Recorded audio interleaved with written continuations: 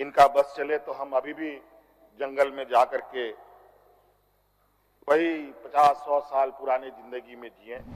आज तक इन लोगों ने देश का गांधी टोपी नहीं पहना। अध्यक्ष महोदय, अगर है हिम्मत सदन में तो कागज पटक कर दिखाए कि 8.5 एकड़ का जमीन हेमंत सोरेन के नाम पर है। अगर होगा मैं उस दिन से राजनीति से इस्तीफा दे दूंगा। मैं आज इस सदन में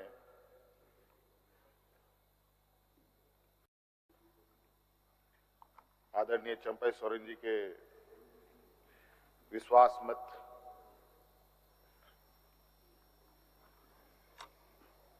के इस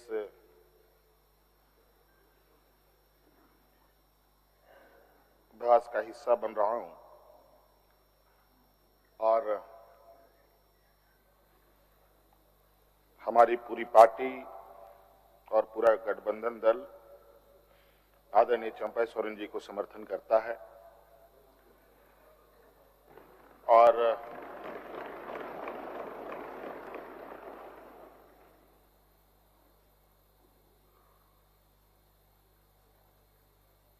मैं कहना चाहूंगा 31 जनवरी की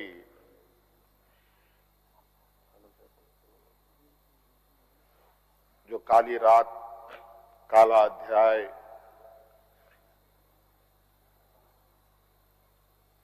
देश के लोकतंत्र में नए तरीके से जुड़ा है।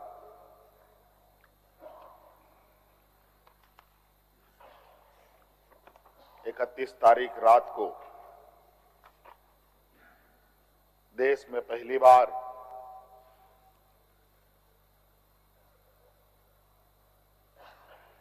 किसी मुख्यमंत्री का गिरफ्तारी हुई हो, मेरे संज्ञान में नहीं है।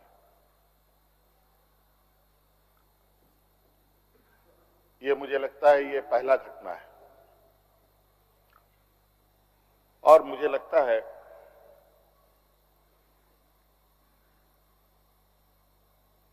इस घटना को अंजाम देने में कहीं ना कहीं राजभवन भी शामिल रहा है।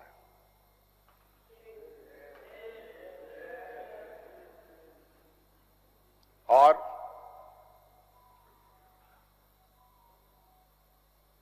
जिस तरीके से ये घटना घटित हुई है,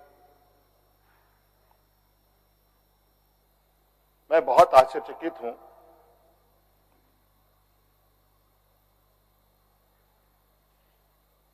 इसलिए कि मैं एक आदिवासी वर्ग से आता हूं। नियम, कायदे, कानून की जानकारी का थोड़ा अभाव रहता है। बौद्धिक क्षमताएं अभी हमारे विपक्ष के बराबर हम लोगों की नहीं है,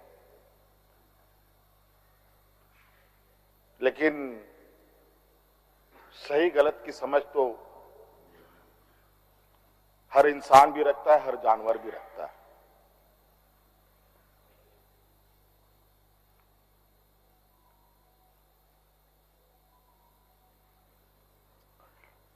अध्यक्ष महोदय, बड़ी सुनियोजित तरीके से, बड़े लंबे समय से 2022 से 31 तारीख को दिए गए अंजाम की पटकथा लिखी जा रही थी। बड़े तरीके से उस पकवान को बहुत धीमी आंच में पकाया जा रहा था, लेकिन ये इनकी जो पकवान है ये पकने को तैयार नहीं थे। लेकिन इन प्रकार इन्होंने इस आधे अधूरे पकवान को अपने लिए परोसा और बड़ी सुनियोजित तरीके से मुझे अपनी गिरफ्त में लिया है।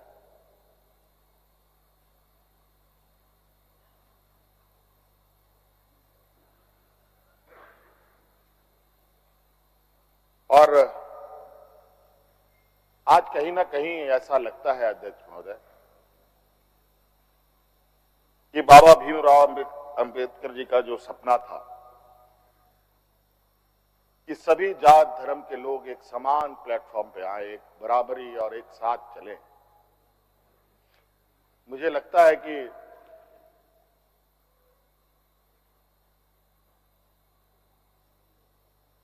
जिस तरीके से बाबा भीमराव अंबेडकर जी को भी अपना समाज छोड़कर बौद्ध धर्म अपनाना पड़ा, ऐसे ही आदिवासी दलितों के साथ भी आने वाला भविष्य में करने की तैयारी हो रही है।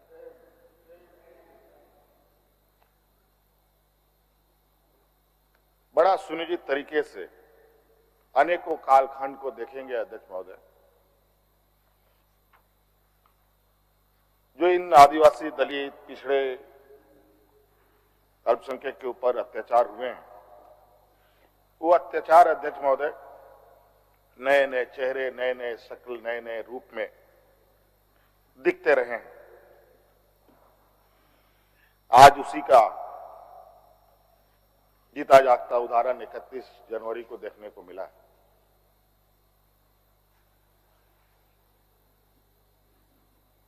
और आज कहीं ना कहीं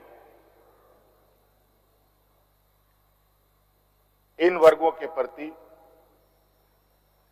जो हमारे सत्ता पक्ष की घृणाएं हैं, ना जाने इनकी घृणाएं इनको ताकत कहां से मिलती है, ये हमारे समझ से परे है।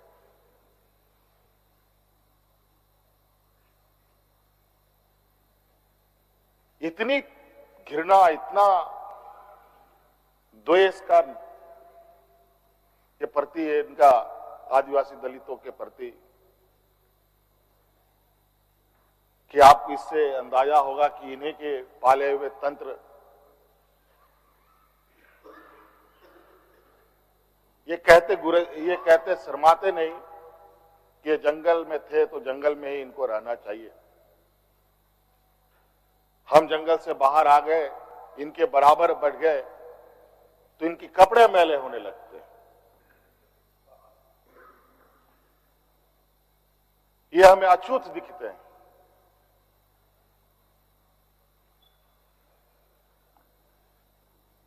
और इन्हीं विडंबना को तोड़ने के लिए हमने एक प्रयास किया था अध्यक्ष महोदय, क्योंकि झारखंड आदिवासी दलित पिछड़ा राज्य है, इन समूह को आगे बढ़ने का, इनका मार्ग प्रशस्त करने में हमने कोई कमी नहीं छोड़ी। इनका बस चले तो हम अभी भी जंगल में जाकर के वही 50-100 साल पुरानी जिंदगी में जिए। और मुझे इसका आभास था अध्यक्ष महोदय, जो इनके अंदर छुपी कुंठा है वो आए दिन ये बयां करती थी। इनके आचरणों से, इनके बयानों से।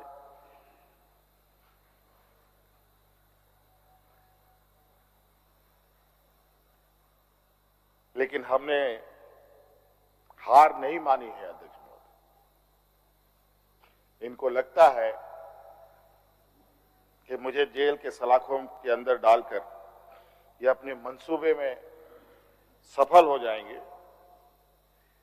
ये झारखंड है अध्यक्ष महोदय,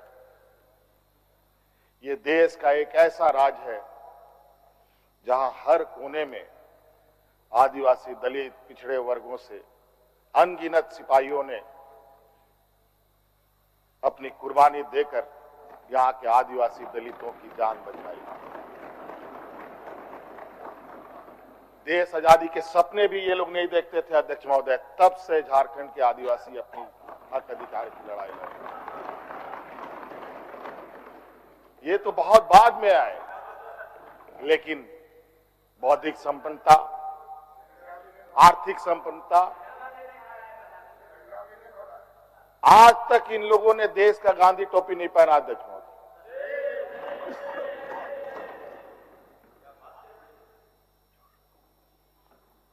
अध्यक्ष महोदय, ईडी, सीबीआई, इनकम टैक्स,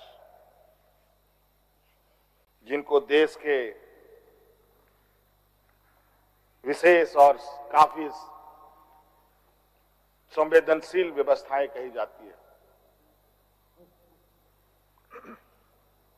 जहां करोड़ों रुपया 12 लाख 14 लाख करोड़ रुपया डकार कर इनके सहयोगी विदेश में जाके बैठे हैं, उनका एक बाल बाका करने का औकात इनके पास नहीं है। इनके पास औकात है देश के आदिवासी, दलित, पिछड़े के ऊपर और बेगुनाह लोगों पर, और उसमें भी गुनाह किया हो तब की बात तो अलग है, बेगुनाहों पर अत्याचार कर। आज मुझे किस लिए अरेस्ट किया गया अध्यक्ष महोदय? 8.5 एकड़ जमीन के घोटाले पर। अगर है हिम्मत सदन में तो कागज पटक कर दिखाएं कि 8.5 एकड़ का जमीन हेमंत सोरेन के नाम पर है। अगर होगा मैं उस दिन से राजनीति से इस्तीफा दे दूंगा। अध्यक्ष महोदय, जब राजनीतिक रूप से ये नहीं सकते हैं तो ऐसे ही बैकडोर से हमला करते हैं, पीठ पर हमला करते हैं। अध्यक्ष महोदय, मैं आंसू नहीं बहाऊं, आंसू वक्त के लिए रखूंगा। आप लोगों के लिए आंसू का कोई मतलब नहीं। आदिवासी दलितों का, पिछड़ों का, आदिवासी के आंसुओं का कोई मोल नहीं। वक्त आने पर हम इनके एक एक सवालों का जवाब और एक एक इनके षड्यंत्र का जवाब वक्त आने पर बड़ी माकूल तरीके से दिया जाएगा। एक्चुअली दुर्भाग्य है अध्यक्ष महोदय इस राज्य का, तथाकथित हमारे राज्य के ही कुछ लोग जो ऐसे सामंती विचार वाले के चरणों में जाकर के झुककर उनकी सेवा और पूजा अर्चना में लगे। नहीं तो इस राज्य की इतनी दुर्दशा नहीं होती अध्यक्ष। राज अलग हुए 23 साल हो रहे हैं, 24 साल हो गए अध्यक्ष महोदय। किसने सबसे अधिक राज किया इस राज्य में? ये मुझे बोलने का जरूरत नहीं है, किसी को बताने की भी जरूरत नहीं। सब अपने गिरेबान में देखें, सबको पता चलेगा कौन कहां बैठा, किसने क्या काम किया। घोटाले इनको 2024 से ही नजर आ रहे हैं, 2000 से नजर नहीं आ रहे, 2019 से ही इनको नजर आ रहे हैं। आज ये नहीं चाहते अध्यक्ष महोदय, देश का आदिवासी, दलित, पिछड़ा, अल्पसंख्यक देश के सर्वोच्च स्थान पर पहुंचे। ये नहीं चाहते कि ये जज बने, ये नहीं चाहते ये IAS IPS बने, ये नहीं चाहते ये राजनेता बने। इन्हीं के साथ बैठे लोग हैं। इन लोगों ने भी आदिवासी नेता बनाया था मुख्यमंत्री। बता दीजिए इन कितने आदिवासियों ने 5 साल पूरे किए। और मुझे पता था ये मुझे भी 5 साल पूरा करने में रोड़े अटकाएंगे, और नतीजा ये हुआ आखिरी सांस तक कुछ भी करो 5 साल पूरा नहीं होना चाहिए, रिकॉर्ड में नहीं लिखना चाहिए, रजिस्टर में नाम नहीं आना चाहिए। बस यही। अध्यक्ष महोदय, हम लोगों ने सर झुकाकर चलना नहीं सीखा। यही खासियत है आदिवासियों। लेकिन होता है कि सरसों में ही भूत है तो सारा भूत भागेगा का, माफ कीजिएगा, सरसों में ही भूत है तो भूत भागेगा का। यहां कुछ भूत ऐसे भी हैं जिसकी वजह से ये कठिनाइयों का सामना करना पड़ता है। बहुत प्रयास हुआ, जब जब हम लोगों ने अलग राज्य का परिकल्पना किया तब भी इन लोगों ने हंसी उड़ाई कि आदिवासी लोग अलग राज्य लेगा। जब हम सत्ता में आए, आदिवासी सत्ता चला पाएगा, कुछ दिनों में गिर जाएगा। मैं हवाई जहाजों में चलता था अध्यक्ष महोदय, उसमें भी इनको तकलीफ। मैं 5 स्टार होटलों में रुकता था, उसमें भी इनको तकलीफ। मैं BMW कार में घूमता हूं, उसमें भी इनको तकलीफ।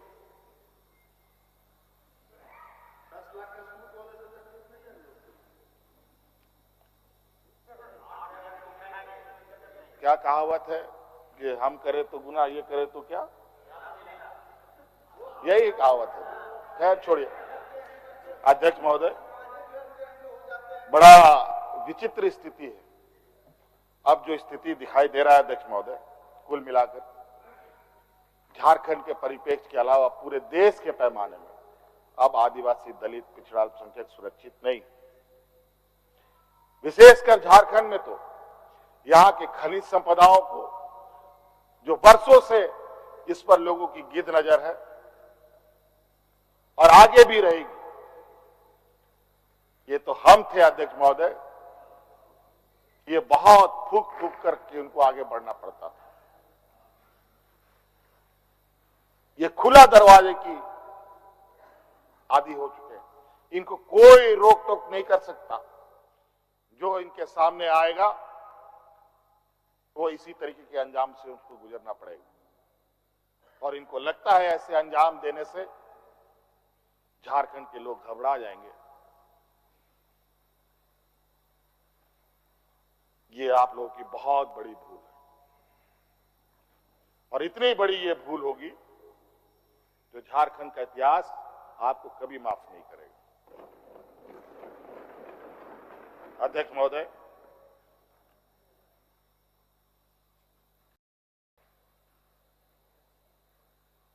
आज जो षड्यंत्र का पैमाना है वो इस कदर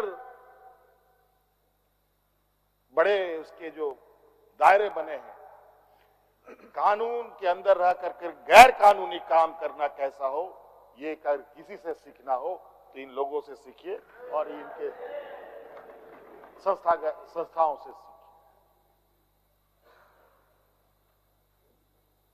मैं तो कहता हूं, मैं फिर से कहता हूं कि आप लोग दस्तावेज लाइए सदन में, या आपने ईडी और सीबीआई को सपोर्ट कीजिए और कोर्ट में पेश करें। एक भी दस्तावेज अगर आप लोग निकाल के दिखा दें कि हमने 8.5 एकड़ जमीन हड़पी है, तो मैं उसी दिन राजनीति से संन्यास किया, झारखंड छोड़ के चला जाऊं। अब इनको नहीं मिला तो हमारे बीवी, बच्चों, परिवारजनों के खाता बही ढूंढने में लगे। ये पैसा कहां से आया, वो पैसा कहां से आया, ये आया, वो आया। अध्यक्ष महोदय, असमानताएं देखिए इसी सदन के अंदर। जो सरकार के द्वारा उपलब्ध कराए जा रहे ऋण, जो यहाँ के आदिवासी विधायकों को कितने वर्षों के लिए मिलता है और गैर आदिवासियों को कितने सालों के लिए मिलता है।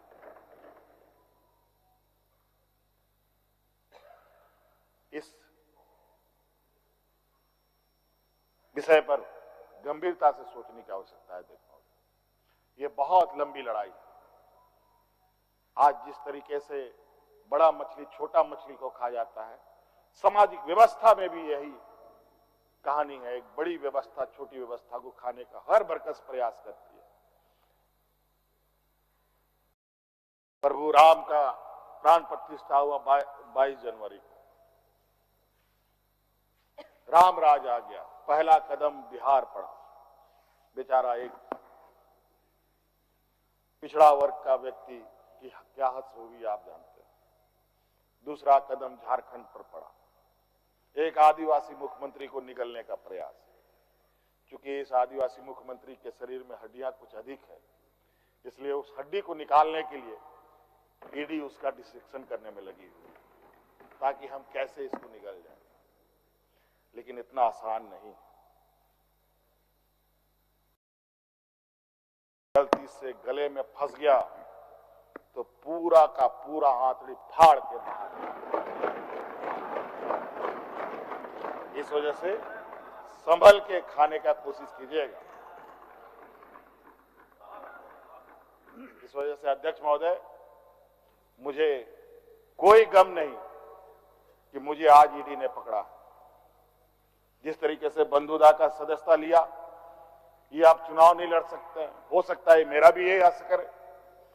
सत्ता लुलुपता के लिए हम लोग कभी नहीं आए अध्यक्ष महोदय, लेकिन ये बात मैं इस सदन में कहना चाहूंगा कि झारखंड मुक्ति मोर्चा का उदय झारखंड के मान सम्मान स्वाभिमान को बचाने के लिए हुआ है, और इस मान सम्मान स्वाभिमान के प्रति जो भी बुरी नजर डालेगा उसको हम मुंह तोड़ जवाब देंगे, चाहे राजनीतिक रूप से हो, चाहे कानूनी रूप से हो, चाहे वो किसी भी जंग मैदान में हो। ये हमारा संकल्प है। ना हम पीछे हटे हैं, ना हम लोगों ने पीठ दिखाई है अध्यक्ष महोदय। इसलिए अध्यक्ष महोदय, मुझे तो कोर्ट का आदेश है कि मीडिया के सामने या बाहर वक्तव्य नहीं देना है। तो हमने ईडी वाले से पूछा, क्या सदन में भी बात नहीं रखनी है? तो उन्होंने ये भी कहा, नहीं सदन में भी आप नहीं रख सकते। हम बोले वाह। तो मैंने कहा कि आइए स्पीकर साहब के टेबल में खड़े हो जाइए, बैठ जाइए, वहां से आदेश जारी कीजिए, फिर हम चुप हो जाएंगे। ये स्थिति है अध्यक्ष महोदय। अब उस दिन का इंतजार है। अभी तो गवर्नर हाउस का quorum पूरा हो गया। अब विधानसभा से लोग कब अरेस्ट होंगे, राष्ट्रपति भवन से कब अरेस्ट होंगे, लोकसभा राज्यसभा से लोग कब अरेस्ट होंगे? 150, 200 सांसदों का निलंबन। क्या अध्यक्ष महोदय ये इतिहास के सुनहरे अक्षरों में लिखा जाएगा अध्यक्ष महोदय? बड़ी विचित्र स्थिति देश में। और मैं ये कहना चाहूंगा अध्यक्ष महोदय, विशेषकर आदिवासी दलित पिछड़े भाइयों से, आप तैयार हो जाएं। अब शोषण की एक नई परिभाषा गढ़ने जा रही है। अगर अपने आप को आपने कमजोर किया तो आने वाली पीढ़ी कभी माफ नहीं करेगी। तो अध्यक्ष महोदय, राज्यपाल महोदय आए और 32 पेज का इन्होंने अभिभाषण पढ़ा। हम लोग लाख चिल्लाते रहे। अध्यक्ष महोदय, अभिभाषण पढ़ के क्या होगा जब देश में लोकतंत्र ही नहीं बचेगा? आज हर चीज पिछले दरवाजे से हो रहा है। अध्यक्ष महोदय, खैर इतना तो हम लोग बुद्धि ज्ञान है नहीं, लेकिन समय ऐसा भी नहीं है, समय से बड़ा बलवान धरती में कोई नहीं है। और वक्त फिर घूमेगा और फिर हम आपके सामने उपस्थित होंगे, और इतनी मजबूती के साथ उपस्थित होंगे कि फिर जो षड्यंत्र कर रहे हैं वो षड्यंत्र आपके धरे के धरे रहे, और इस देश के और अपने राज्य के आदिवासी दलित पिछड़ों के लिए जो संघर्ष करना होगा वो करते रहेंगे। धन्यवाद।